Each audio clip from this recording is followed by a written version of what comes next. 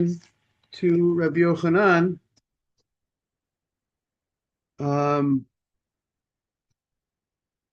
right? We had the last thing we had. We're on the top of Mem Hey on the base, 45B1, right? The last thing that we had, looks like Mark's coming. Boker Tov, Mark. Good morning, Rabbi. Morning. You mean you're coming today, Mark? No, no, no. I'm traveling. Oh, wow. Okay. So we had the question on the bottom of Mem Hey on the base. We welcome you anyways, even if you're not in live. We're happy to have you. Reb Shimon, the son of Rebbe, asked Rebbe the following question. He asked him about dates that did not ripen on the tree. That you picked the dates before its time, and what would Reb Shimon hold? And what happens is these dates you put into a basket and they ripen. Well, but throughout this duration of time, during the process, it remains edible. Maybe not the most. It's not your go-to, but if you're stuck, you're very hungry, you would eat it. But do we say that when you put it into the basket, you didn't put it on the roof, and even if you would have, and it's not something that like the grapes and the figs, when you put it on the roof, then they become unedible when it starts drying out. But these do not. So what would Rav Shimon say regarding these dates? With these dates, because they're in the basket and they're drying out, they were picked early.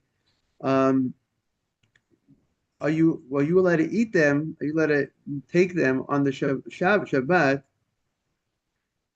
before they ripen? What would Rav Shimon hold in such a situation? Would he say that we would give a status like grogrot and simukim, like the grapes and the figs? And Rebbe responded no. Rebbe said that you have to be like the figs and the grapes, and since it was edible to be eaten um, throughout this process, it will not. You don't really move your mind from it. Um, and also another point was that the dates you didn't push them away. It's not that you did something. It was, it was unripened when you picked it up early. You didn't do anything.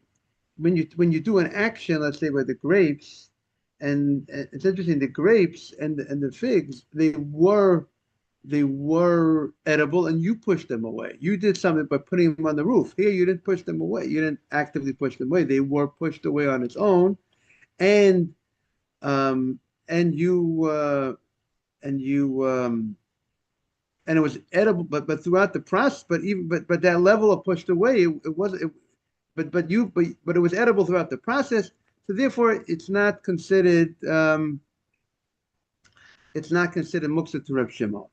So what the Gemara is now going to be doing is trying to understand what's the position of Rebbe. The fact that Rebbe answered the question, what would Reb Shimon hold? And he says it's not only figs and dates, only figs and grapes will be considered the bar of Mukset Reb Shimon. So it seems that the Rebbe agrees with Reb Shimon's position, because uh, the since the son of Rebbe asked his father the question, what will be the law according to Reb Shimon? So most probably he heard that his father agrees with Reb Shimon, and therefore he asked him what will be the halacha according to Reb Shimon.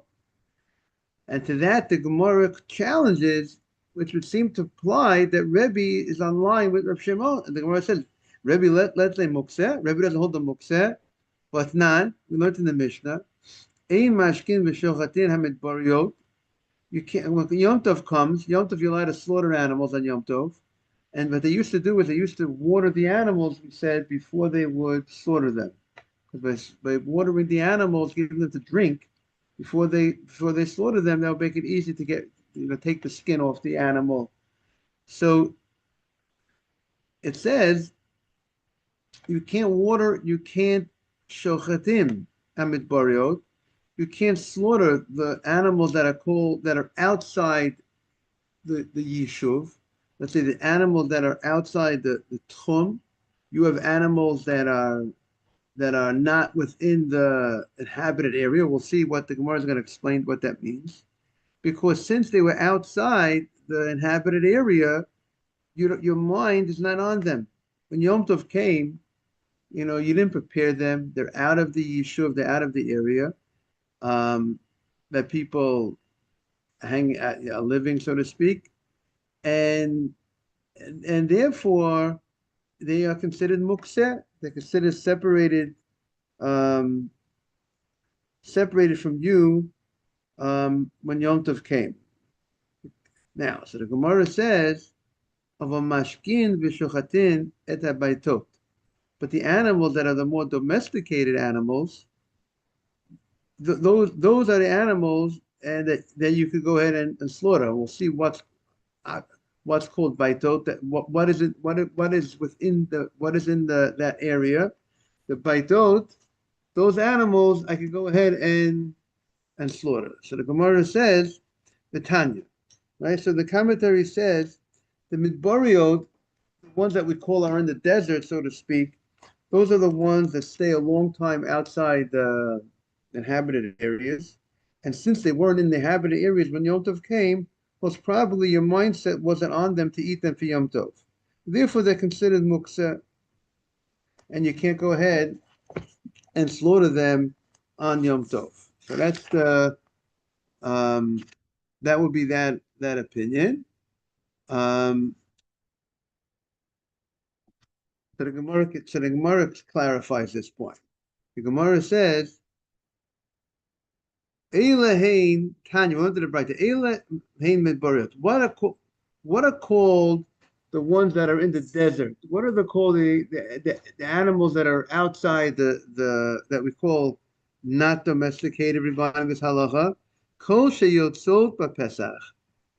And the animals that go out, they leave the area, the inhabited area during the holiday of Pesach, like our time period now, where it's the springtime and it's time to pasture.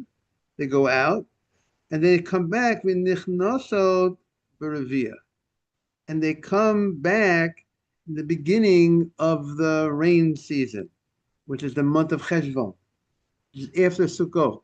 So it's like a 6 months hiatus, if that's the word, right? The animals are away for 6 months. So those type of animals, so now during that time period between Pesach and Sukkot, if you're going to go ahead, or after Pesach and after Sukkot, if you're going to go ahead and want to use those animals for, let's say, Shavuot or Sukkot, or maybe even Pesach, right? If they already went out during that time period, so then those animals that are out, even if they come back in, right? Even if they come back in, you wouldn't be able to go ahead and use them because they were separated from you, because they were, you know, they were away. They were away for when Shabbat, they went away for 6 months, and they came back. And they came back. So when Yom Tov came, they weren't here, and now they came back. They're unexpectedly back, or you decide to go out to get them, or they came back. That's called mukseh. Good morning.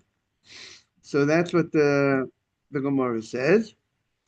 But baitot, what are called baitot? Domesticated animals are that are not mukseh, that your mind is still on them. Kol sheyotzot v'ra'ot chutz l'tchum. Any animal in the beginning of the day, it goes out and it pastures outside the, the inhabited areas, but they come back at night in the inhabited areas. So since they come back at night in the inhabited areas, so you're not really separated from these animals, and therefore they're not called mukseh. Since they come back it's normal for them to come back into the area. But Rebbe says, Elu ve'elu baitote. Rebbe says, if even the animals that are going away for 6 months, but you know they're coming back, you don't lose focus from those animals. And they're not called mukseh. Those type of animals are not called mukseh. They could come, maybe the fact that they do come back at a certain time, maybe your mind is always on them, that maybe they will come back early or you'll go get them. And but obviously you're only able to go get them. I mean, the issue of going to get them would be because you really won't be able to get them because that would be outside the tchum, outside the boundary. But the fact that they come back, you don't lose focus on them. But Elahe Midbario, what are called the Midbario? What are called the animals that would be considered muksa? Are the animals that don't come back? Elahe Midbario, Kol, any animals v'ro'ot v'afar, they pasture outside. The ain nechnas lishav. They don't go into inhabited areas. Lo biyom hachama, lo biyom hakshamim.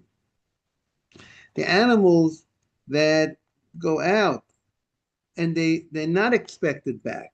They're not expected back, not in the summer and not in the winter. And they're always out. They're always out of the inhabited areas. They pasture out of the inhabited areas. They're always out. Those animals are separated from me. So that's what Rebbe says. That would be considered mukseh. But Rebbe does say that we would consider this would be considered mukseh. Those animals that generally are outside, and we see that Rebbe holds like Rebbe Yehuda because meaning what would what would Shimon say about those animals? Morning, good to see you. Rabbi Shimon would say that those animals aren't mukseh because those animals were, let's say, edible the whole time, right? Like, he said the type of situation Rabbi Shimon said with mukseh is, let's say, the situation when you take the grapes and the figs and you put them on the roof and then they start drying out, and when they're drying out, they're not edible. So therefore your mind is off them. But these animals, they were always able to be slaughtered. So therefore, Reb Shimon would hold that these animals shouldn't be considered mukseh. These animals that were out of that are let's say sent out. They're out. They're going out of the normal inhabited areas, but they are edible. So, and if at any time I would be, it's not like the figs and the grapes that they're not, when they start drying out, they're not edible, and therefore I'm separated from them. And Rabbi Shimon would agree that that's called mukseh. But here, these animals are edible the whole time. So maybe the fact that they're edible the whole time, I'm not really separated from using them, according to Rabbi Shimon, even though they're out of the normal area. Just like if you put the dates on the roof, we said, right? It's away from you, but if it's edible throughout the whole time, we said Rav Shimon would hold that's not called mukseh, right?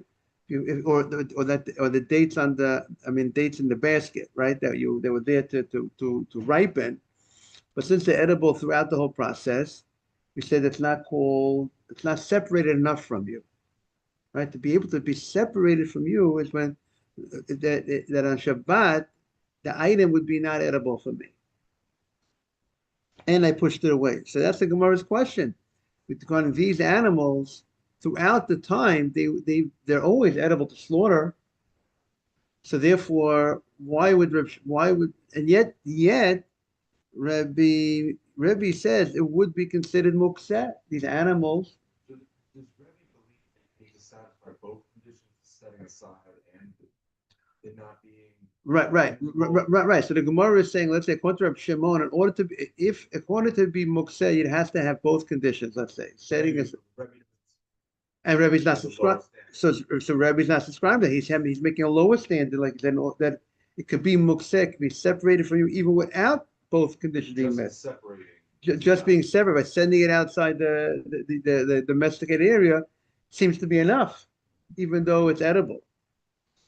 So the Gemara says, Ibayit Ema, the Gemara offers a multiple answers. So again, the question is, we said the fact that Rebbe's son asked Rebbe what would be the opinion of Reb Shimon, we understood that Rebbe holds like Reb Shimon, and seemingly here, Rebbe seems not to be subscribing like Reb Shimon, because Rebbe says that it is considered mukseh even when both conditions are not met.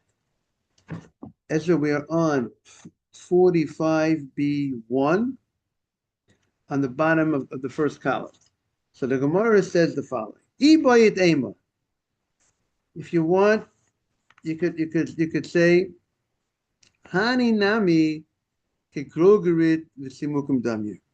He would consider these like Grogerit and Simukum, that Reb Shimon would admit that these animals that are sent out of the inhabited areas are considered like the grapes and the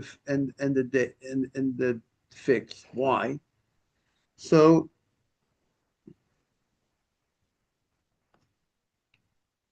because the same way the Gerugerot, if you put the grapes and the figs on the roof before Shabbat, so when right afterwards, immediately becomes unedible.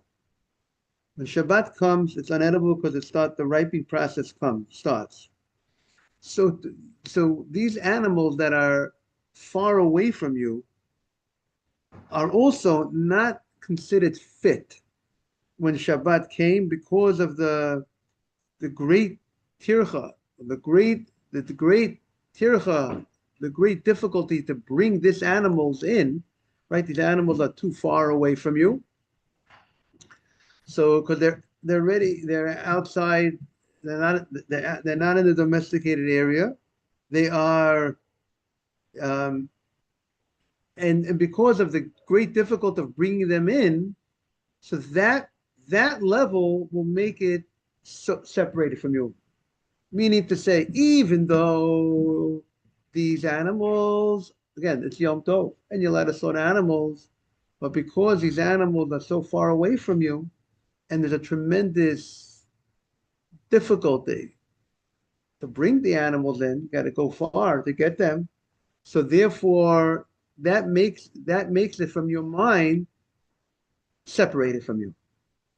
Meaning, if I go ahead and I have something on my roof, that's not so far. I put it on the roof, I can come back down, take it. But since it's not edible, therefore it's separated from me, right? When I put it on the roof.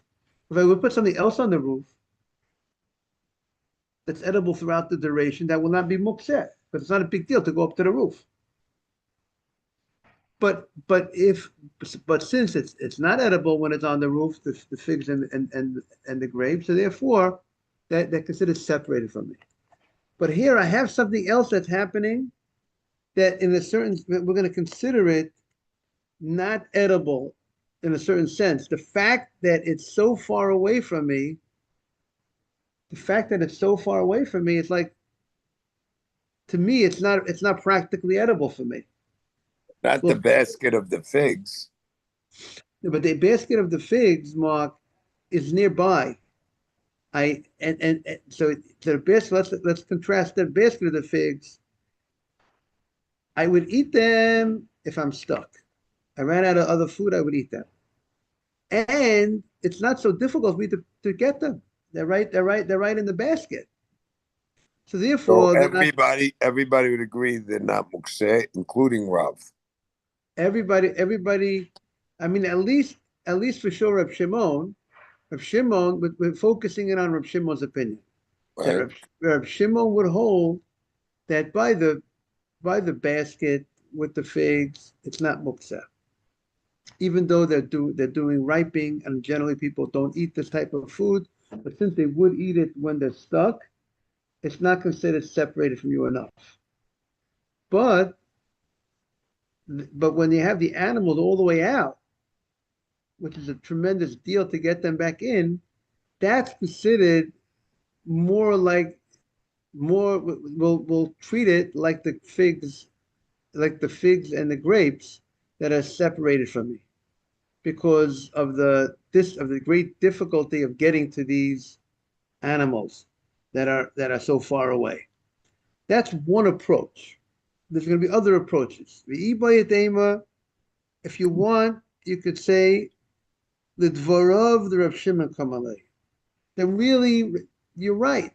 Rebbe holds not like Rav Shimon, and he holds you don't need to reach the bar of the grapes and the figs, that it has to be unedible and it has to be pushed away. But when he's responding to his son's question, when his son asked him a question, what would Reb Shimon hold? That means it doesn't mean he held. The Gemara's thinking was the fact that he's responding to a question regarding Reb Shimon, and his son is asking a question, what would Reb Shimon hold in such and such a case of the figs in the basket that were picked early? That means he agrees with Reb Shimon. The Gemara says, no, not necessarily. Maybe Lidvar Reb Shimon Kamalei.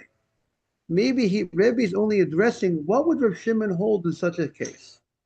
Shimon holds that if you put it on the roof, the figs and the grapes to ripen, that's considered muksa. What about the figs that were plucked early and you put it into the basket to ripen? But he himself lo svirale. Rebbe himself holds not like Reb Shimon. He holds like Rabbi Yehuda. But even if I hold like Rabbi Yehuda, who was more strict than Mukseh, I could still address what the more lenient opinion would hold in this other case. Relay lo svirale. Rebbe himself does not. He's not holding like him ultimately. Right. So according to this, he's saying the Gemara is saying it's accepting the question. It's saying he doesn't agree with Reb Shimon because even though the animals are edible the whole time, he still says that they're mukseh, those animals that are Because outside. they're far away. Even they're far away, and that even though it's edible the whole time, but the fact that he addressed the case of the figs in the basket that were plucked early, what would Reb Shimon hold in that case, doesn't mean that he agrees with him. Meaning to say, if someone asks Rav Ovadia Yosef, what would Rav Moshe Feinstein hold in A, B, and C? It could be the fact that he's addressing that question doesn't mean he agrees with Rav Moshe Feinstein in general on that topic, right? If they ask a specific situation, there's an opinion of Rav Moshe, and the opinion of Moshe Feinstein and Rabban Sion Abba Shol. There's two different opinions. And then they ask Rav Ovadia Yosef, what would Rav Moshe Feinstein hold in a similar case that there's an argument between B'Sin Abba Shol and Rav Moshe? So the fact that Rav Ovadia asked that question, does that mean, and he's addressing what Rav Moshe Feinstein would hold, does that mean that Rav Ovadia Yosef holds like Rav Moshe Feinstein? Or if he's just saying what Rav Moshe Feinstein would hold in that case, but technically he might hold like Rabbi Tzia Abba Shol. Right? That clear, Mark? So, yes, but do we get an answer where Rabbi's holding? No, we don't have. That's what the Gemara is saying. It's not clear. There's different approaches that you could say, and therefore you can't question the Gemara. The Gemara is saying you thought you had a contradiction on Rebbe because you thought that Rebbe is going like Reb Shimon, and you're bringing a question that he's not going like Reb Shimon. And the first approach is he is like Reb Shimon. The second, meaning therefore that's how it's not a good question. That's how we can answer your question. The second approach is that he disagrees with Reb Shimon, and it's still not a contradiction. because he was only addressing according to Rabbi Shimon, but he doesn't agree with him. V'ivayit ema, and if you want, you could say, when Rebbe said his, when Rebbe says his law, when he mentioned about the animals in that were sent away, and the animals that are outside, that they're considered mukseh, the divreihem d'Rabbanan kamalu. He is talking to the Rabbanan. That the Rabbanan are very strict in the laws of mukseh. And they are machmir, and they will go ahead and they will say that animals that are midbariot, that are considered outside, non-domesticated, are considered mukseh. But Rebbe himself agrees like Rav Shimon, it's not mukseh. But what he's saying is, okay, I agree, I hold like Rav Shimon. These animals aren't mukseh, they've been edible the whole time, and therefore they're not mukseh. But lididi letli mukseh klal. I don't hold. I hold you could slaughter, domesticate these whatever the midbariot, even the ones that are called outside, you could slaughter them on Yom Tov as well. But lititchu, but according to you, that you hold of mukseh, that's what Rabbi is saying. Udli miot, you should agree to me that the yotzot b'Pesach v'nichnasot b'Reviyah debaitot nenu. That if animals go out on Pesach and they're coming back on in Cheshvan after Sukkot, the fact that they're coming back, you should not consider them like outside and separated from you, and your mind is not on them. The fact that they come back, they should not be considered mukseh. You should agree, meaning I hold it doesn't make a difference. They come back, they don't come back, they're not mukseh. But you, the rabbis, hold on mukseh. You should agree that the ones that go out on Pesach and come back on right after Sukkot, they should not be considered mukseh. However, the Rabbanan told them, and therefore that's why Rebbe said the only way it should be mukseh if it doesn't come back at all the whole year. According to you, that's what you, the Rabbanan, should say. Rabbanan Amrilei, what did the Rabbanan say to Rebbe? The Rabbanan say, lo, if the animals are away for 6 months, if they're away, they don't come back every night. Lo, gam midbarit nenu. Those animals are also called midbariot. If the animals the fact that they do come back, but if it's 6 months that they're out, they're called midbariot, and therefore they are considered mukseh. Now, in the Shulchan Aruch, it says, behemot, animal in Hilchot Yom Tov, behemot that go out and pasture outside the tchum, outside the boundary, and they come back, and at night they come into the boundary, they are considered prepared, and you could use them and slaughter them on Yom Tov.